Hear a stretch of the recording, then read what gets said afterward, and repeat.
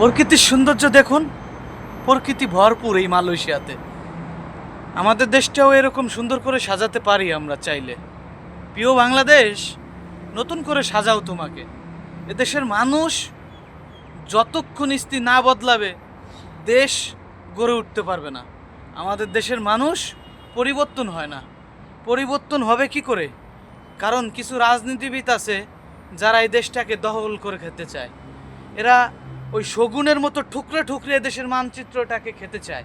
এরা চায় ক্ষমতায় গিয়ে দেশটাকে ঠুকরে ঠুকরে ঠুকরে খাবে।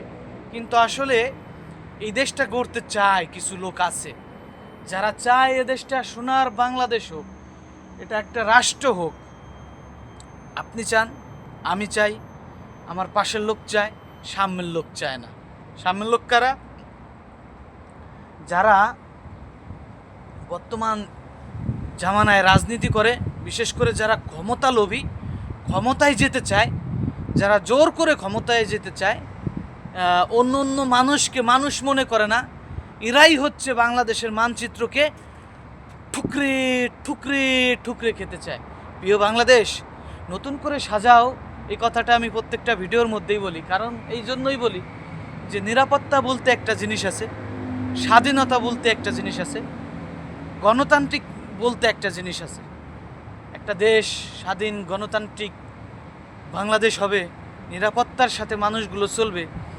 ধরেন 28 বছরের একটা যুবতী মেয়ে, টকটকা শরীর, মানে তার চেহারাটা খুবই সুন্দর, সে রাস্তা দিয়ে হেঁটে যাচ্ছে একা একা।